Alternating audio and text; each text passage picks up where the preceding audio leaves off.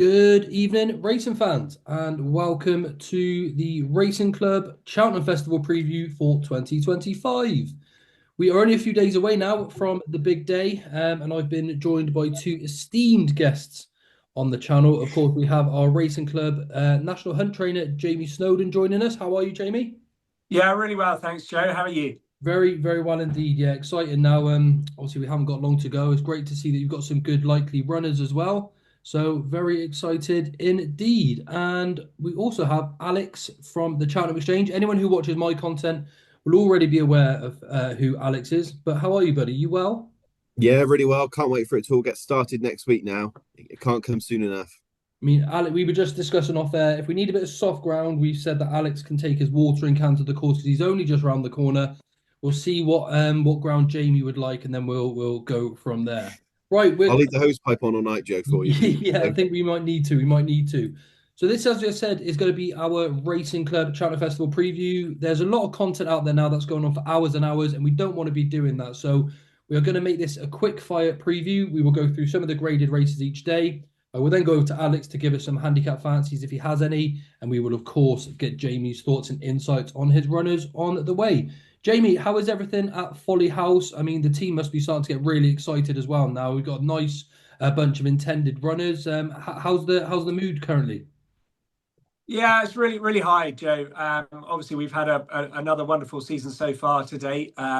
45 winners on the board, Oh, five off the magical 50, and yeah, the horses are in great form, staff are well, and yeah, we're all really excited. yeah, it's great to see Jamie. Like you said, you broke when we've done a couple of stable tours now, and when we spoke, you broke the first record.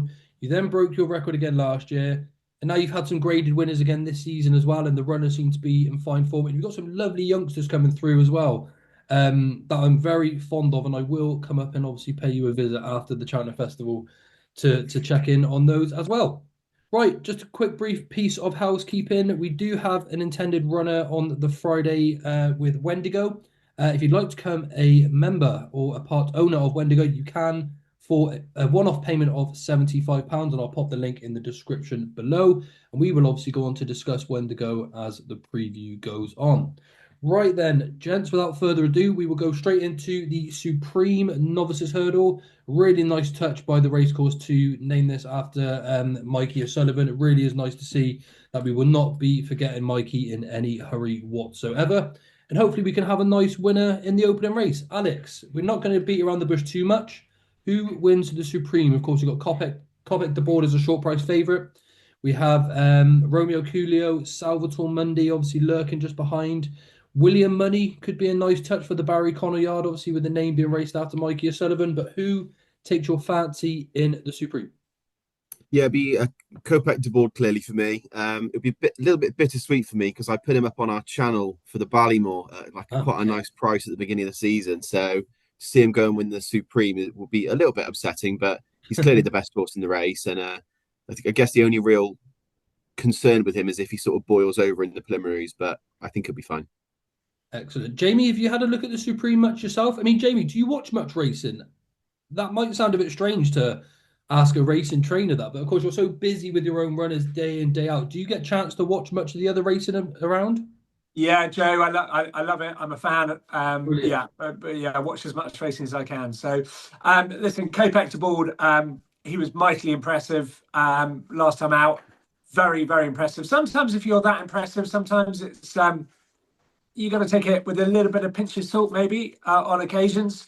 And I'll probably go against him. I think the cauldron of Cheltenham might just buzz up, and it doesn't take him a lot, I think, to get very keen, and he can make the odd mistake as well. So I think he's probably worth taking on in this race, and I'll take him on with another one of Willie's. Willie's got 9 entered in this race. Yeah, Unfortunately, the English have only got two entries so far. So.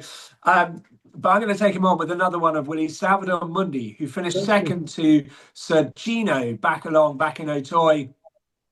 He actually ran in the Triumph last year. I think they were quite keen for him to retain his novice status for this season. And he was a short prize favourite for this for an awful long time until Kopek de Board sort of came out of the woodwork. So I think he's got the experience. He's got the sort of battle hardness that you kind of need. And I think I will take on Kopek de Board with Salvador Mundi. Lovely, Jamie. Lovely. Like you said, he's probably learned plenty from that run in the Moscow Flyer as well. I quite like novices that do plenty wrong and still manage to get the job done. It almost suggests that there's still a lot more scope for improvement. But the general consensus then for the Supreme is that Willie Mullins wins the opening race.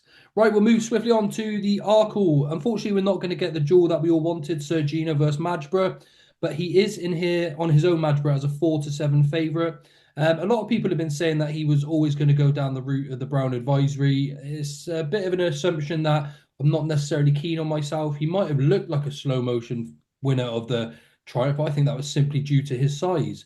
Of course, we've got Loda Sud, Django Bay in here as well, dropping back a trip. He looks plenty fast enough for the 2 miles. Jamie, I'm going to stick with you for this one. Madgeborough, is he a good thing?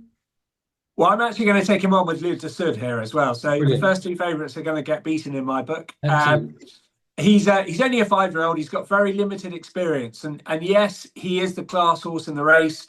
And he beat one of Gordon's by 9 lengths, I think, last time out, whereas Le de Sud only beat him 3 lengths at, Oh, at yeah. Sandown. So there's a form line between the two on that. And so Margeborough is probably the better horse. But Le de Sud, he's a 7-year-old. He's been there, done that, got the T-shirt. He came to the county last year, finished second. He's done nothing but impressed with his jumping and his racing this season. He's got plenty of experience under his belt, and hopefully that experience can see him to good stead and beat the favourite. Brilliant jumper as well, isn't he? A bit of a fence loader, so really nice to watch. Alex, do you agree with Jamie? You going to try and take on Madgeborough here, or is the superstar juvenile from last year just going to prove too good? No, I agree completely. The 5-year-old record in the Arkle isn't particularly great. I'm happy to take on Madgeborough. I obviously it's obvious that he is the best horse in the race, and he obviously holds the best chance of winning. But I think the disparity in the odds would really make me want to have a go on Loda Sud.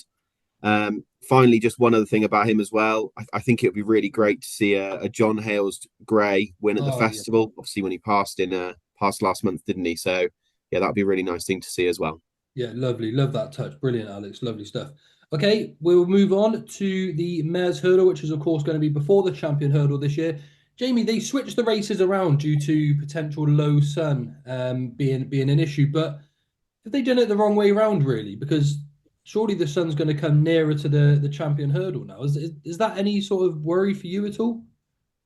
I've absolutely no idea where the sun is at any one point, but Right. I rises in the east, sets in the west. No idea what time.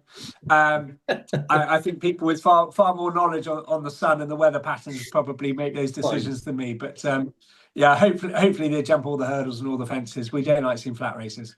Brilliant stuff. Okay, well, we've got Lossiemouth in here as the favourite at even money. It looks like she's going this way. Jade de Gruge at 7-2. Golden Ace, a lovely mare at 7-1. July Flower at 15-2. Joyeuse for Nikki Henderson has now been supplemented. Alex, are you going to be taking on Lossiemouth? I know you often quite like to find a big price selection in these sort of races. I've got a feeling you've got something up your sleeve here. Yeah, I quite fancy another one of Willie's. Obviously, Lossiemouth, if she runs, I think she'll win. But I quite fancy Gala Marceau. She had You've some always really been a nice big form when fan, she huh? was a juvenile, finishing sort of first and Yeah. second between her and Lossiemouth most of the year. And then last year, she sort of disappeared for most of the season, which I think a lot of these horses that have been juveniles tend to in their second season, because they're obviously going up against horses in sort of full open company, aren't they? She did finish the season at Punchestown and she was second behind Lossiemouth. And behind her that day were horses like Tell Me Something Girl, Hmm. Astro Diamond as well. And those horses would be good enough to be placed in this kind of race as well. She did run at Warwick for her only run this season, but she was just far too keen that day. And I'm just hoping that there'll be, well, I'm hoping she puts up a better show at Cheltenham. And if she does, she has got some decent form at the course. So I think at 33-1, I think she's a very decent each way shout. Perfect. Garlamar so for Alex. And Jamie, is Lossiemouth a good thing? I mean, they said it was a 2-year plan to go to the Champion Hurdle. I'm slightly concerned that they've reverted back now to the mares. That would possibly suggest things aren't totally right at home. I know it's not necessarily for us to comment on that scenario, but I suppose the best Lossiemouth probably wins this race. But is there anything in that at all? Yeah, have we heard that Lossiemouth definitely comes here? Yeah, she's gone out to pretty much 16-1 on the exchanges now, and she's into even money all of a sudden for the mare. So I'd say that's pretty much confirmed. Okay, fair Yeah, enough. I suppose the one thing you would say is she took a pretty nasty fall, didn't she, last yeah, time out? You know, hard to be backing a horse at a very short price on the back of a nasty fall like that. It's not the best of preparations. Now, listen, Willie can you know, he's a wonderful trainer, and I certainly don't doubt him in any way. And if he's sending the horse over, then she's obviously in tip-top nick. But okay. not the best of preparations, and not that I'm a gambler, but if I was, I would probably be taking her on as well. So, yeah, it sounds like I'm taking on all of Willie Mullen's short price favourites here. But I thought I was really impressed with Joyeuse in the what do we call it now? The William Hill Hurdle, is it Yes, right. at the old Betfair Schweppes Yes. Gold Trophy, whatever, that valuable handicap at Newbury. She was very impressive. I thought a masterful bit of planning, actually. She won a novice last year at Taunton. And I quite fancied her for the Mayor's Novice last year, but they obviously didn't run her. I don't know quite why, but she came back this year. And one of the rules for the Tote Gold Trophy, or William Hill, is that any novice has got to have run 4 times before running in that handicap. Now, she obviously won last year, so wasn't a novice and only had 3 runs. So she was very well Wow. handicapped heading in there and under the radar. I thought it was an incredible bit of planning by Nikki and JP. But she was very impressive that day, beating Lump Sum. And obviously they've supplemented her for this. And I think the fact they've done that is telling that she's Epitante's sister as well, let's not forget. She's a Yeah. very, very good mare in her own right. And I think she could be very good. Perfect. Thank you very much. That's Joyous for Jamie. Yeah, interesting race this one. We move on to the champion hurdle next. Of course, we've got Constitution Hill looking to regain his champion hurdle crown. We've got the likes of Brighter Days Ahead in here, which I think makes it exceptionally exciting. She's a wonderfully big mare. We've got State Man and a few others lurking there as well. Jamie, I'm going to stick with you. Is it a case that you just want to see Constitution Hill get the job done and sort of cement himself as one of the greats of the sport effectively? Yeah, very much so. That's my opinion entirely, Joe. I love champions, I love heroes, and I think, you Yeah. know, all children look up to heroes in any sport, and I think Constitution Hill has that hero status. And listen, it's wonderful that he's taking on these good horses. I want Lossiemouth to run here, actually. Yes. I think it would be a proper champion hurdle if Lossiemouth, Brighter Days Ahead, State Man, and Constitution Hill all turned up. It would be a wonderful champion hurdle to remember long in the memories. And I very much hope Constitution Hill can come out on top. But it'll be his toughest assignment to date. I think Brighter Days Ahead was very, very impressive last time out. And yeah, I think it'll be a very tough race. Yeah, I'm a big fan of both horses, to be honest. I love the mare as well. I've got a real sort of soft spot for her. She's by a dam called Matney, who's produced Coldwell Potter, Mighty Potter, French Dynamite, some really nice horses, and I've really fallen in love with her. I think she's lovely. I think for her to beat Constitution Hill, though, Alex, she's going to have to wing pretty much every hurdle. It's something she hasn't necessarily done so far. Are you going to take on Constitution Hill in this race with Brighter Days Ahead, or is the favourite a good thing, or have you got something else lurking? I see this race quite differently to some people. Okay, I actually think Constitution Hill's the horse that has the most to prove now. okay, He's not been at the level since he's come back prior to sort of his time off the track. When if you look at his RPR from Trials Day, I think he put up a 150, whereas in the Supreme Novices and then also in the Championship when he ran those 2 races, he was 24 and 27 pounds better. So I think if he is the level that he was before, then I think he wins. But I think in all honesty, I can't see how he would be. I think Brighter Days Ahead probably is the better bet at this stage. But I mean, if Constitution Hill wins, he is clearly one of the greats, isn't he? So yeah, that's exactly it. Because a lot of people say he's the greatest we've ever seen. I'm like, well, he might be the best we've ever seen, but longevity surely has to come in the conversation, doesn't it? And we are yet to see him perform this year at his very best. There's no facts that actually state that, but obviously we yeah, will find out now if he can get back to his very best on the biggest stage. Okay, right. So they are the graded races for day one. Jamie, you have a potential runner on day one. Well, actually, you've got 2 potentially on day one. We'll start with Marsh Deligre. Alex, you're quite fond of this gelding, aren't you? yeah. I was there at Chepstow when I couldn't see anything that was going on that day because of the fog. And obviously, he finished second to Nietzsche Haas, who's now been given an official rating of 148 and is now retired and gone to stud. So, just wanted to know sort of what the situation with him is. Is he an intended runner? What's going on really? got an official rating Yeah, of 121, Jamie, hasn't he, at the moment? Is that right? that's right, Joe. Yeah, and Alex, yeah, I love this horse. Absolutely love this horse. He's properly nice. He won first time out at Wetherby. Went down to Chepstow, ran a mighty race in the fog, as you say, to finish second to Neeks Taz on soft ground. We had to get a third run into him in order to qualify for the Boodles Fred Winter, and we ran him in the Victor Ludorum up at Haydock, which you'd always assume Haydock in February is going to be very heavy ground. It wasn't. It was like the road. It was very quick. They put so much sand on it, it had been dry, and they weren't very steady. Made a mistake, and he got outpaced and finished fourth. On the face of it, a slightly disappointing run. But as we know, Haydock is a very tight track these days, and on good ground, quick ground, he was just done for speed really. So I can put a line through that last run for sure. I do want you to head out there with a hose pipe, though, Alex. I'll do it. I promise. I'll be out But there yes, tonight. he should be well handicapped off 121. I had him in at Sandown on Saturday. I've decided not to run him there. He does need a few to come out. I think he's 27 on the list of 22, so he needs a few to come out in order to get a run in the Boodles Fred Winter. But I'm quietly hoping we can scrape in there. Lovely, yeah, getting a real nice sort of low weight as well, like you said, as an improver. Why not, Jamie? Also, you have the 2022 Paddy Power winner, 2024 runner-up Paddy Power winner, Garlaw. You have him entered in the Ultima, the Ryanair, and the Stayers. I suppose you might as well try and tick this box off while we've got him now. Is he likely to run in the Ultima, or are you going to try and get him back at a regain attempt or the Ryanair, effectively? I feel like Willie Mullins now. I might have him entered in the Derby as well. Um, How have you been, Jamie, as well? I love Garlaw.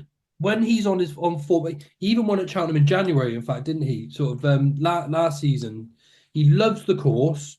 He's a top quality animal, and he might just be slipping under the radar a little bit if he brings his best form to the course.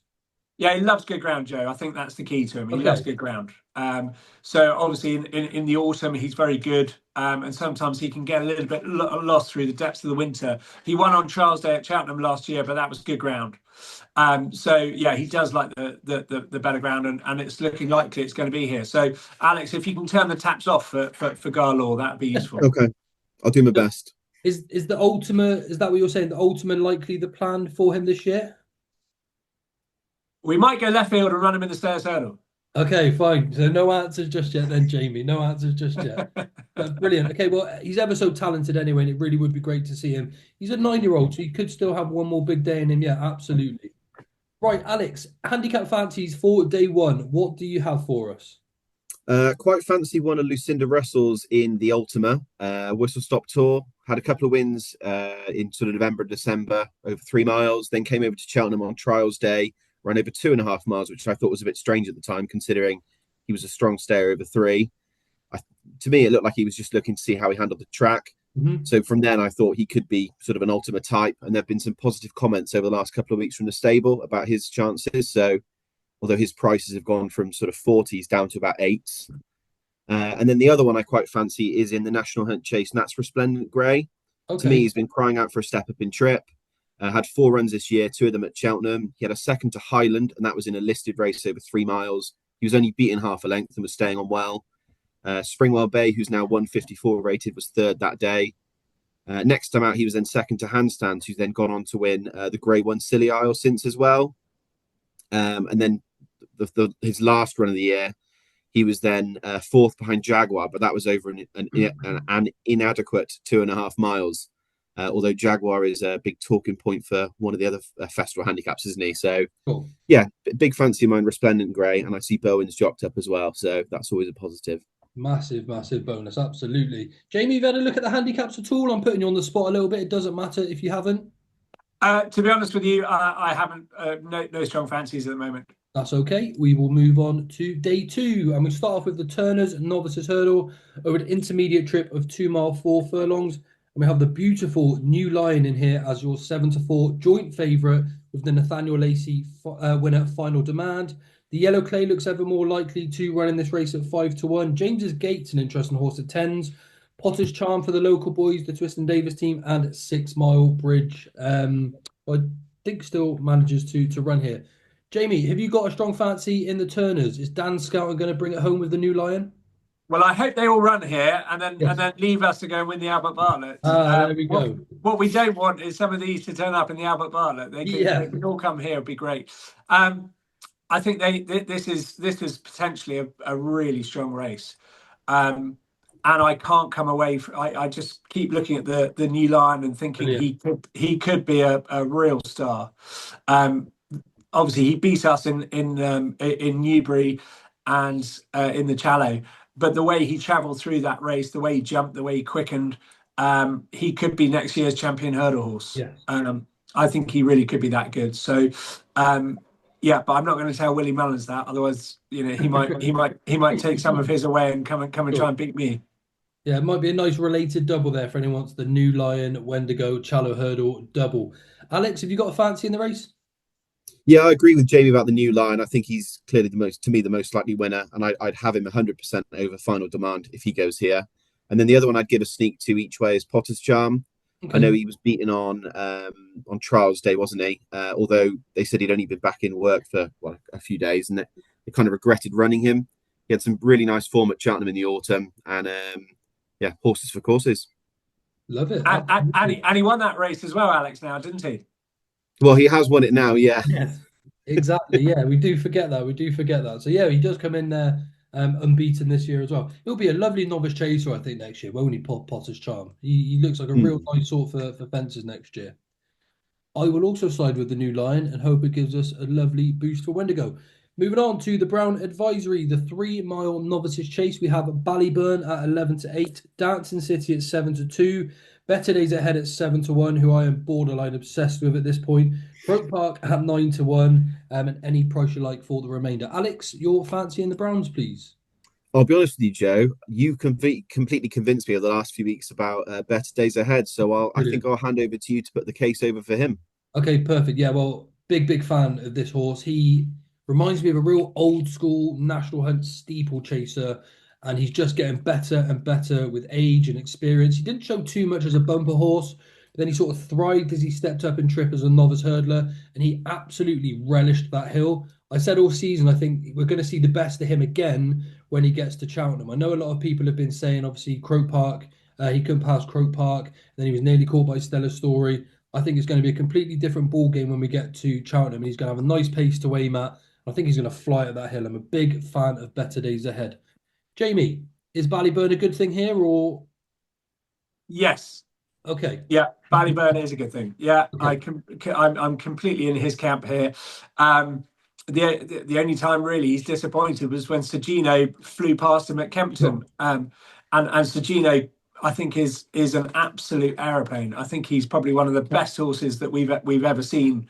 I really think he could be that good. It's a great shame he's not here this year, and wasn't there last year, because I think he is a smasher, and I think he just flew past Ballyburn. But there's no disgrace in that. He's a classy horse, jumps great, stays well. I can't see past Ballyburn.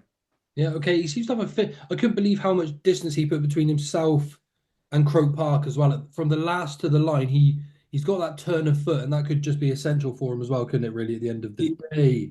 Okay, let's move on then. Next up, we have the.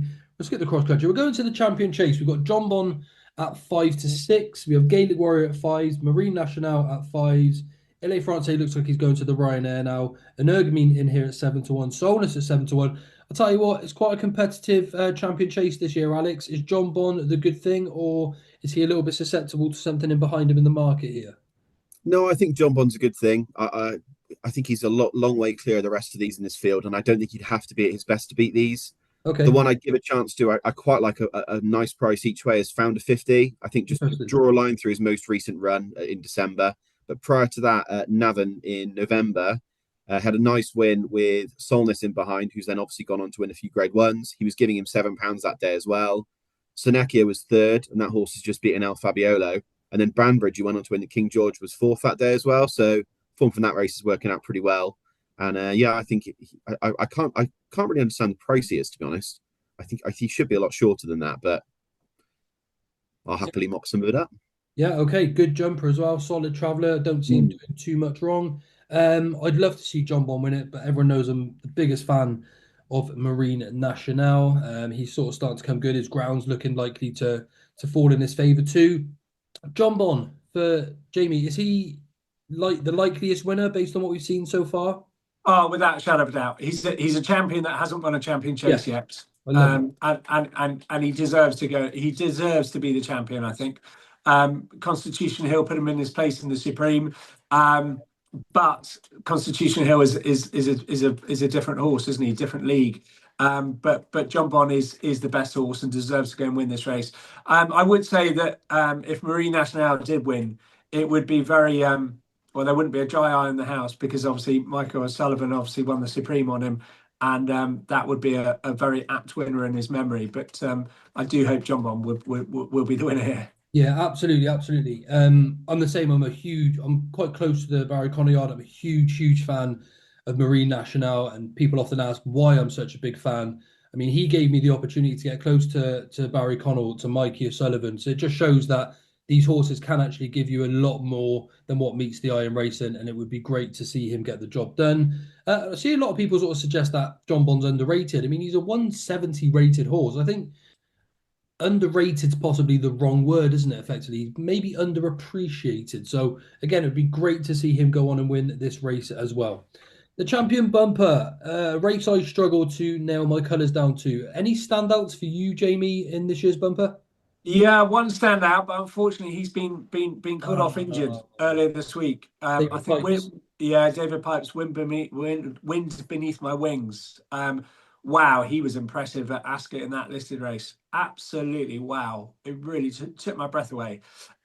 Great shame he's not running because I think he would win it. He would win this. As for the others, I suppose I'll say Willie Mullins is going to win it.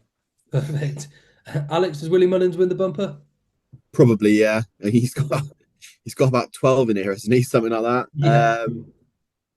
Yeah, I can't really choose between the ones at the top of the market. They just, I've got no real fancy with either of those. I'd probably give us a sneak to Cocktail Brew each way. He's a nice little big price, about 40, 50 to 1. I could see him running into a place. He's pretty consistent. He's put up RPRs of sort of around 123, 124 every time. So I could see him running into a place, but yeah, no major fancy for a win. Okay, no worries. And your handicap fancies, Alex, for day two. Anything stand out to you in either of Nothing really stands out. I quite yeah. like Be Aware, but I think the price has been eating away on him. Nothing really major on day two for the handicaps. Okay, no worries at all. We will swiftly move on to day three. We'll start off with the mares and novices hurdle. We've got 6.5 at 3 to 1, Maureen at 4s, Caroline Bamboo at 7s, Galileo Dame at 8, Jubilee Alpha at 8. A little bit further down, we have Hollygrove Char Char for Jamie Snowden. Is she going to be running next week, Jamie? Yeah, we're Yeah. all systems go for that. We were going to decide how she was after Sandown and make a decision whether to come here or not. Obviously, a slight question mark coming back in trip, but it's on the new course, and the new course is obviously more of a stamina test than the old course. It's a route that we took successfully with You Wear It Well a couple of years ago, and I'm hoping lightning can strike twice. So yeah, Alex, if you can head out with a hose pipe on this one, that would be useful. She's really nicely bred. I noticed she's by a dam who is by she's out of a dam who's by Accordion, and Accordion had loads of Cheltenham Festival winners. Albertus Run, Flagship Uberalas, Get Me Out of Here, Shut the Front Door. Lovely pedigree on her, Jamie. Yeah, great pedigree, lovely pedigree, and yeah, she's done very little wrong on the racetrack so far. She's won 5 of her 6 starts. She won 2 bumpers, 2 from 2 last year. Came out this year, bolted up in the first 2 novice hurdles. The only time she got beaten was in a listed race at Taunton. 2 miles on good ground round Taunton. Obviously tight, quick, sharp track. We got beaten by Jubilee Alpha. Got beaten 3 lengths by Jubilee Alpha. I think we can get a lot closer to Jubilee Alpha on the new course round Cheltenham. Yes. We've obviously come out and won a Grade 2 since. And Jubilee Alpha is 8 to 1, and we're 33 to 1. So the price difference is probably a little bit ridiculous. She's in great form, looks great, scored beautifully yesterday, scoped well this morning. So yeah, she's very much on target, and hopefully we can repeat the dose with You Wear It Well. Absolutely. You've got a knack of finding these good mares. As you'll remember, Jamie, I'm a big fan of your La Marquise that you have in the yard as well. How did you come about getting Hollygrove Char Char, if you don't mind me asking? So she's been leased to the syndicate Hot to Trot. Okay. She's owned by the breeder Sloane Brennan, who is good friends with Michael Moore of Ballincarrig. And we Okay. have a few horses over in Ireland with Michael and Dennis Leahy.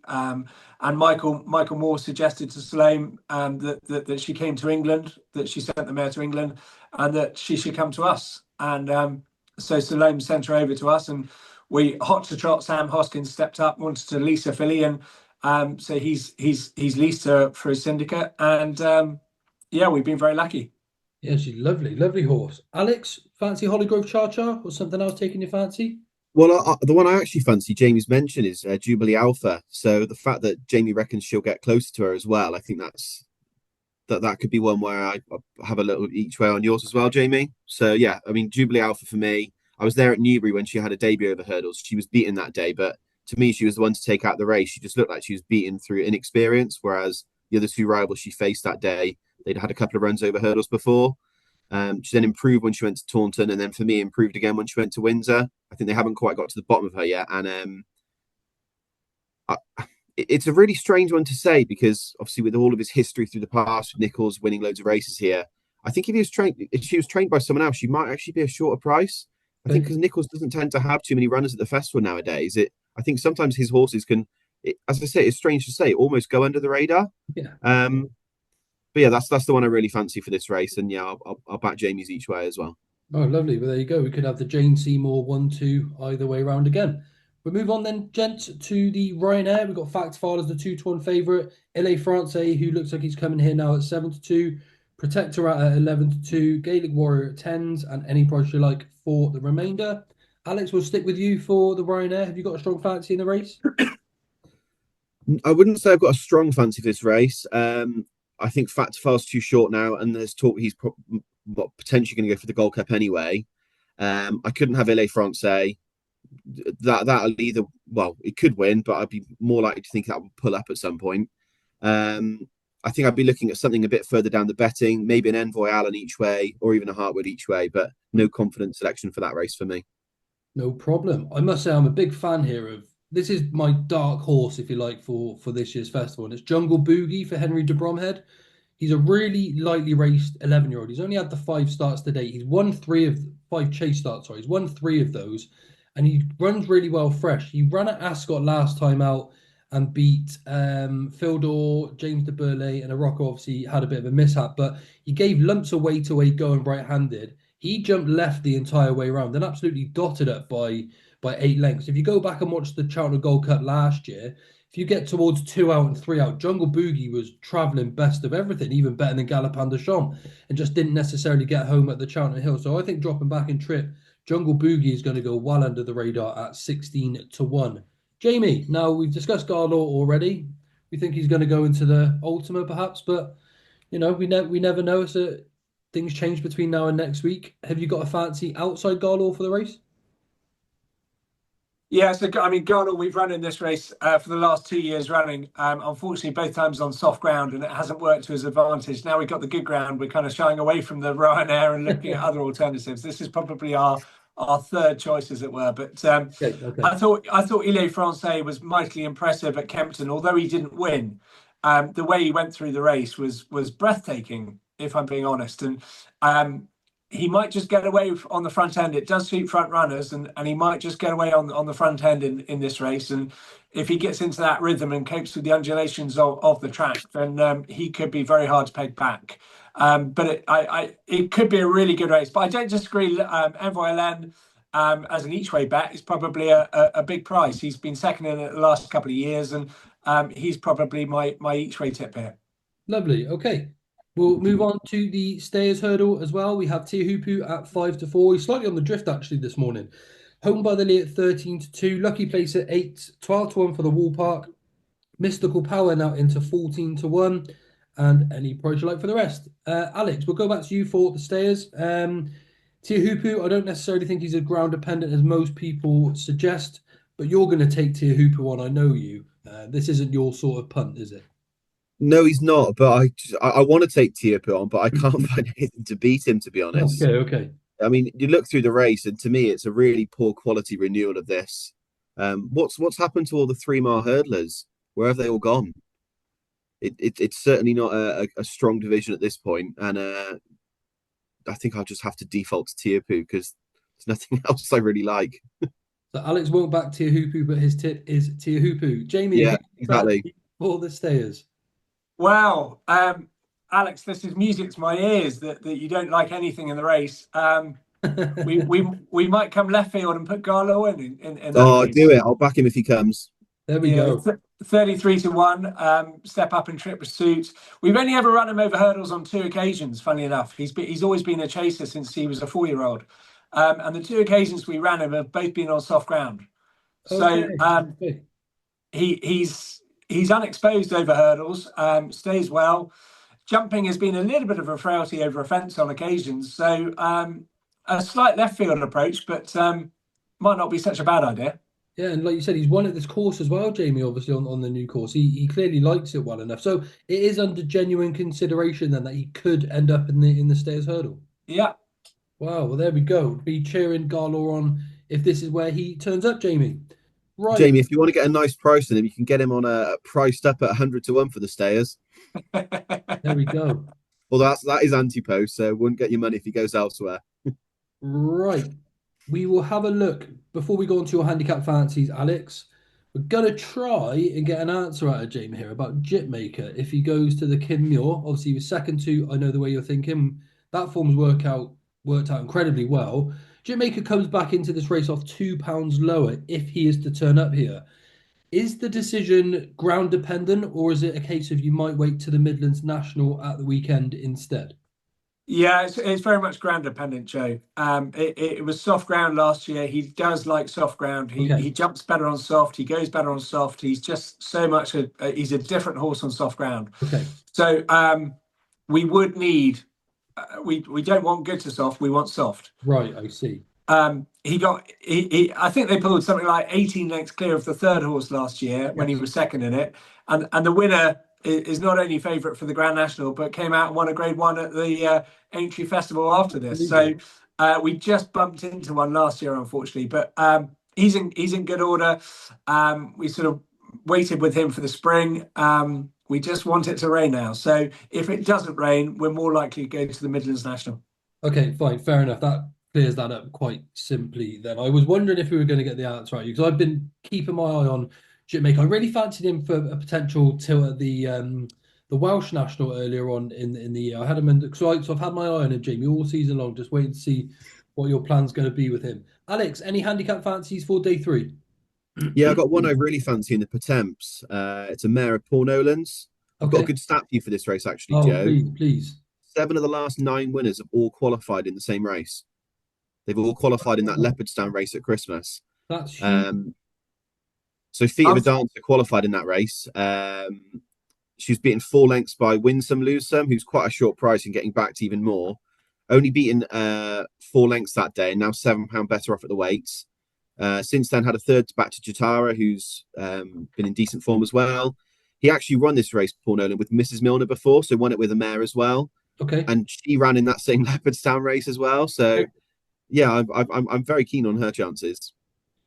Jamie, Super Survivor up for parole? Are we going to see the pair turn up? Maybe one? Yeah, well, we didn't qualify them in the Leopardstown race, so I suppose there's no point in us running this race, is there? No, don't be like that. They've got a massive chance. Big fan of Super Survivor, actually, Jamie. And what I like about him when he won at Hunterdon last time is he needed to be pushed along a little bit. But as soon as he responded, he just took off. I think he'd love the Cheltenham Hill, wouldn't he? I think you're right, Joe. Yeah, I think you're right. Up for parole does need soft ground. Okay. So if it wasn't soft, he could go to Uttoxeter on the Saturday as well. Perhaps there's a 100 grand handicap there. So we'll just have to see about him. But Super Survivor, he actually started second favourite for the Welsh National last year. Yes. We were developing him into a staying chaser, but he got bottomed out at Chepstow that day, and it took us a year to get him back on the right path. And we've obviously concentrated on slightly nicer ground this year and running over hurdles. and he qualified at Sandown, and he's won his last two, and he's in the form of his life. Excellent. He Okay. looks an absolute picture. He's working great. Yeah, I'm looking forward to him. He looked like a horse, even though he's got plenty of experience now. That he's only just sort of starting to understand his job in the sense that he's really starting to unlock that potential and true ability that he's got. Do you know Exactly. what, Jamie? He reminds me of a horse that you've got called Roger Pole. I don't know if there's any sort of resemblance whatsoever, but he's another loads of talent, and I'm sure it's going to come to the front anytime now, basically. Yeah, yeah. I think Super's in the form of his life. I couldn't be happy with him.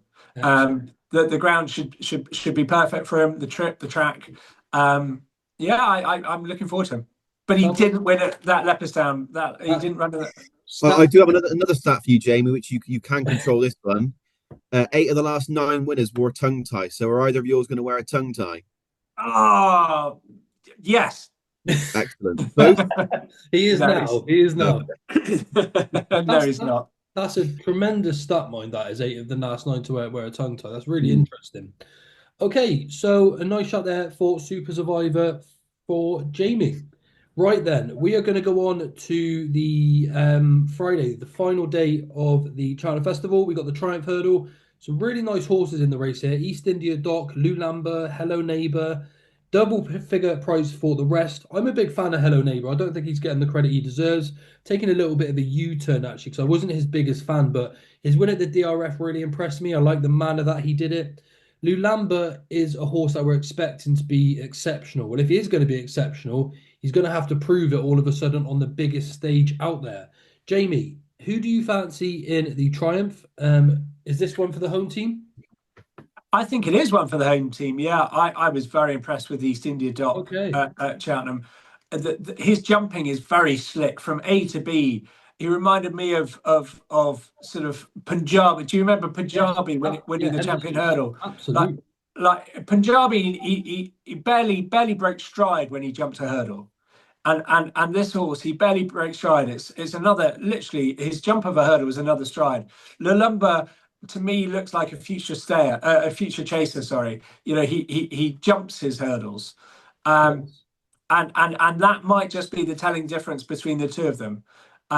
Interesting. Obviously, yeah. So obviously, hello, Palladium, very expensive flat horse. It'd be nice to see him go. Well, I wasn't that impressed with him at Huntingdon, I have to say. He wasn't visually that impressive. So I'll stick with the favourite here. Yeah, interesting. I like what you're saying there, but that's an interesting bit of insight from obviously a trainer who looks at schooling and things every single day. That the way he jumps, it's all within his stride. But yeah, I remember Punjabi. He won it around 14-1. I think he won the championship, didn't he, that day? Mm. Alex, who do you fancy in the Triumph? I absolutely love East India Dock. Love those 2 runs at the course earlier this season. Couldn't have been any more impressive. And then to me, the best of the other ones is Hello Neighbour. So it'd be those for me in a reverse forecast. Perfect. Well, I'll back mine each way then, and then you two can have the win there with East India Dock. Okay, we will swiftly move on. The county is next. We will look at the Mayor's Chase. Dino Blue at 13-8, Allegory Devassi at 5-1, Only by Night, who's a lovely mare for the Cromwell team at 11-2. Spindlebury looks like she's coming here as well. Alex, will stick with you. Is Dino Blue a good thing? No, I'm happy to take her on. I think she's better over 2 miles. I don't like Allegory Devassi either. You just can never really trust her. I really fancy Bride's Hill for the race. I really fancied her last year as well, but they ended up not running because of the ground. And then she went to Punchestown and absolutely bolted up and put Wow. up a higher RPR than the horse that won this race. So quite fancy her. And then on that same sort of line of form, I quite fancy Telepathique as well. She won the last day against Bride's Hill. She led the whole way round. Looked like Bride's Hill was coming to take the race. And then as soon as sort of Bride's Hill sort of eyeballed her, she went away again. She's gone up £45 in the handicap over the last year. So Wow. she's Wow. clearly a fast improver. And these are 2 mares that like winning, whereas a few of the ones at the top of the market don't tend to like winning. So yeah, those 2 for me.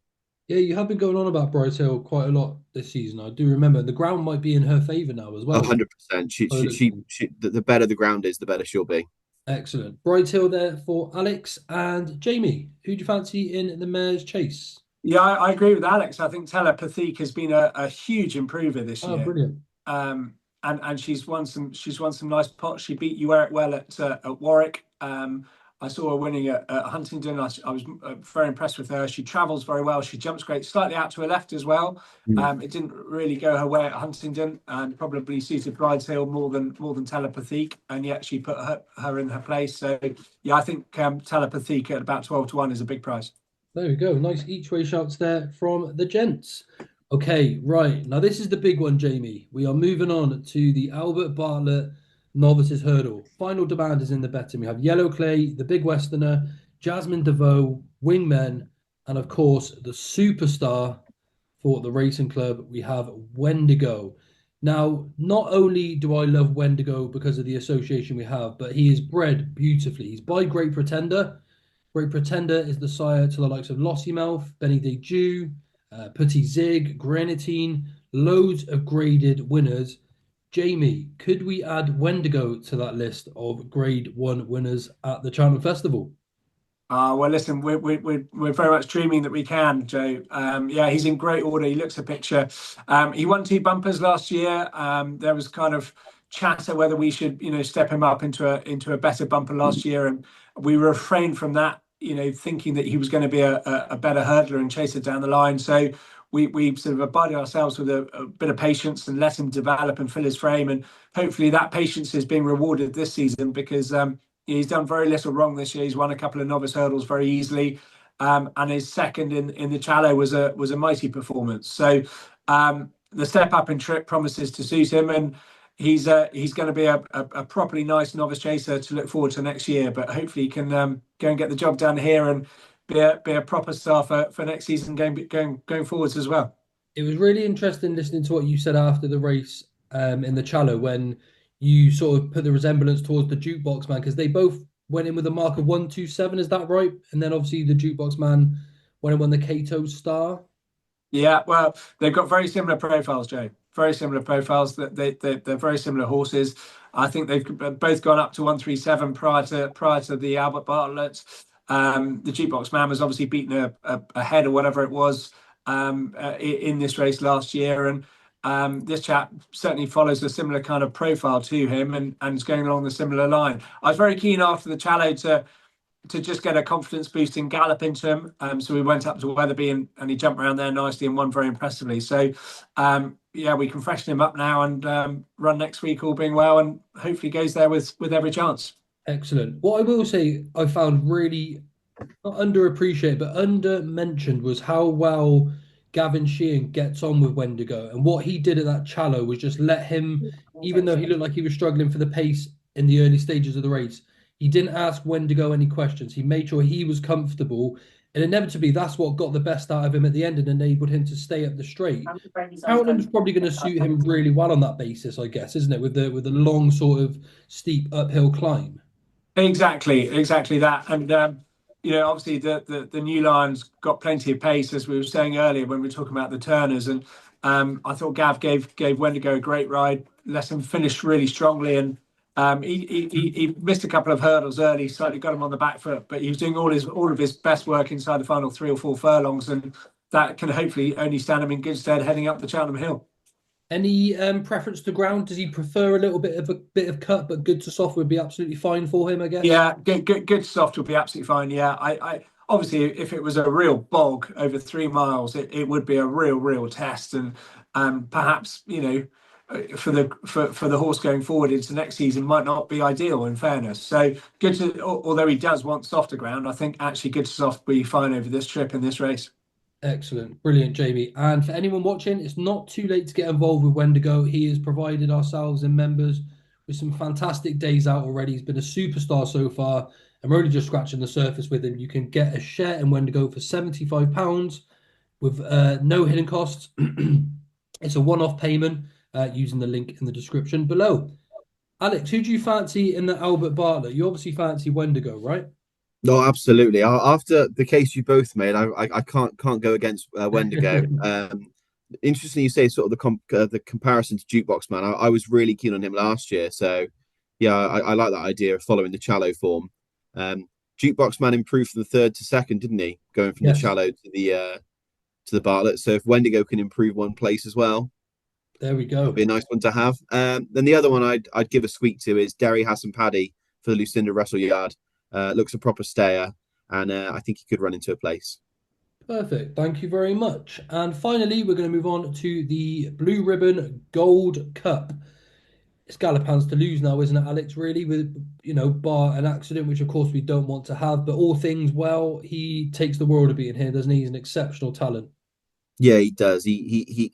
I think the only way he gets beat is if he comes down. God forbid. I mean, hopefully he doesn't, or if he just Oh, doesn't perform. And he's not a horse that doesn't put his best on the track. So it all looks like it's all systems go for the third time, but it is very difficult to win three in a row. It's just you look through the field and you can't really work out what can beat him. I know a oh, lot of people are putting a case up for Banbridge because of the ground, but to me, he's well clear of Banbridge. Um, I would give a nice squeak though to Monty Star for an each way price though. I can definitely see him finishing in the first three. Um, yeah, that'll be my yeah, two angles at the race. that's fine. And I like that Henry de Bromhead said he's only just sort of getting there now with Monty Star. When you look at how a horse jumps a fence, if you could get your chasers to jump like Monty Star, it's just brilliant to watch. But Galopin Mm. does look a good thing here, doesn't he, Jamie? And could it be that we come back next year looking at 4 Gold Cups without being too premature? Could we see someone emulating surpass Best Mate's record? Well, as I was saying earlier, when we were talking about Constitution Hill, we all love heroes, and yeah, I think Galopin de Champs is one of those horses, and perhaps we're saying that the Gold Cup lacks a little bit of strength and depth because Galopin de Champs is the horse that everyone seems to be running away from. His superiority in this division perhaps has lessened the competition in this race. And that's no slight on the horse at all. It's the way it is. Grey Dawning's obviously gone up to Kelso. Factor File might go for the Ryanair by the sounds of it. So there's every reason to believe that he's as good as he is, and people are slightly shying away from him, appreciating how good he actually is. So yeah, let's hope he does go and win this, and it'd be wonderful if he could come back next year and have every chance of winning four. But at the value, at a price to follow him home, the ground's coming good. The real whacker might be the one to follow him Ooh, home. interesting. Yeah, lovely shot for the whacker there. He's upset a few people before by beating Jerry Colombe, so he might as well try it again now with Galopin de Champs. Like you said, 3 Irish Gold Cups, 3 English Gold Cups would be an absolutely incredible CV. Okay, Alex, finish us off with your handicap selections or fancies that you may have for Friday. For the Friday, I think one of Mullins is either Mullins or Skelton. Their two best ones in the county would probably be for me Absurd or Valgrand. That those Okay. sort of match all the trends. Valgrand's quite an interesting one. He had a race, didn't he? In I think it was either November or December at Cheltenham. No, it might be November when he won. He beat Gail Marler, and since then he's been not really put into too many races. He's come down quite a few pounds in the handicap as well. So I think there's some nice form there. And then the other one I quite like is in the pipe, one of Henry de Bromhead's Tap on the Go. He's got a Yes. form with a few of the nice Irish types. So I think he could go well at a decent price. Perfect. Thank you. And I'm going to ask finally just the best bets of the week outside of your own horses, Jamie. Who is the best bet of the week, really? Any price, it doesn't really matter. Oh, you put me on the spot here. There's a horse in the Kim Muir of Gary Brown's. I forget his name now. Have you got it up in front of you there? I will get it up. I can't think. Disappointed that I can't think of the horse, actually. Um, Here we go. I will. Here we go. We'll get it up here. Walking on air. Walking on air. Oh, Walking on wow. air. Yeah, he Okay. he was coming to win at Doncaster and he tipped up. He's about £10 sort of well in, I think, off his handicap, off his old handicap mark, and he could be a bit of one for the Cameo. Very interesting shot. That came completely out of the blue there, Jamie. And Alex, your best bet at the festival or best bets, whatever you fancy, really. I'll probably go telepathic for the mare's chase. Love it. I'm, Absolutely. I'm, Love I'm it. getting more and more confident with her. Perfect. Great stuff. And Jamie, out of your runners, your best 2 chances? Well, Just, obviously just, hu- Wendigo. just humour us, of course. Absolutely. Absolutely. Wendigo.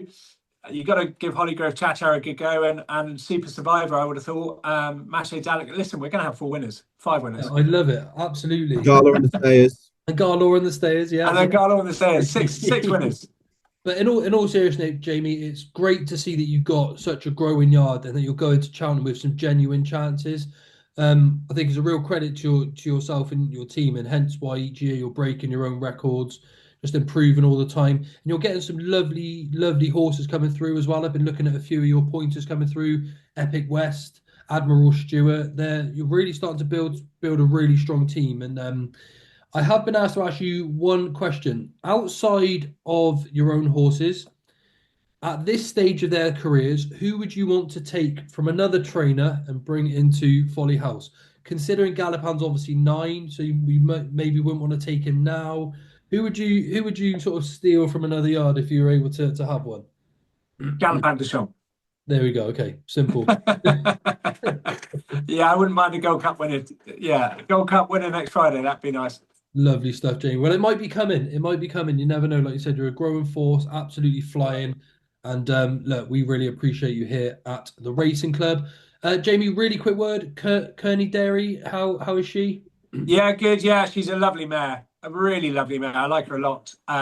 We gave her 1 run at Newbury there the other day. It didn't quite work out, but a lot of these French horses just need time to acclimatise. Obviously, we know how good Garlaw has become. The best thing that ever happened to Garlaw when we bought him was COVID set in, and I couldn't run him for a year. We came back and went chasing as a 4-year-old, and he won a Grade 2 at the Rising Stars in that autumn. So these French horses, they just need time, and the more time we can give them, the better are. But no, I love her. She works well. She works like a properly good horse, jumping nicely, and yeah, she could be really smart for next season. Excellent. Handle the Kettle, how's he been? He obviously was highly tried with the Persian War this year. And yeah, I look forward. We're going to win lots of races with Handle the Kettle. Brilliant. That is for sure. He's going to come back in. We'll try and win a novice under a penalty this spring, and then he's going to go novice chasing. I would have thought he's the type that might develop into something like the for the Rising Stars at Wincanton come the autumn. Soul Icon, I think finished second in that this year. Came out on the Desert Orchid. He's that kind of horse. He's going to follow that kind of path. But yeah, we'll win plenty of races with him. Excellent. And finally, Farsaw Delarge, legend for you at Folly House. Time to call it a day for him. Is that the decision we have made now? Yeah, that's right. He's off on his retirement. He's off on Saturday, actually. So yeah, he's going to go off to pastures new. He's been a star for us. Obviously, winning those 2 military Gold Cups last year, very special in my heart. Might not be the most prestigious races of all time, but certainly they're very dear to me. It's where I started out, really. And of course, yeah. Great to go and win those 2 races last year, and he's been a flag bearer for the racing club in their sort of the early stages of their sort of ownership, and thankfully Wendigo's coming in and taking on the mantle. Excellent, that's great. So, well, happy retirement to Farsaw Delarge. Like you said, real nice touch that he won those races, considering your background and where you started off as well, Jamie. So that's I never really put 2 and 2 together. That's really nice to hear, actually. Right then, that's it, gentlemen. Thank you so much to everyone that's tuned in. We really do appreciate you giving us the time. Jamie, yourself as well. Very busy time for you, obviously, with chatting around the corner. Thank you so much for giving us your time today. Really appreciate everything that you do for us at the Racing Club. And we really do hope you have a really good festival. That's kind. Thanks so much, Joe. Alex, nice to speak to you as always. Really do always enjoy our interactions. I mean, we talk most days anyway. So thank you for giving us your time. Where can everyone find you, Alex? Find us on YouTube on the Cheltenham Exchange. Plenty of content on there if people want to get stuck in. And Twitter as well. Always pumping out loads of content. Okay. Thanks everyone that has tuned in to watch our preview. Please do gamble responsibly next week, but make sure you really enjoy it. Soak in the atmosphere, and make sure you give a giant roar when that supreme flag goes up. All the best to everyone, and thank you for tuning in. Bye for now.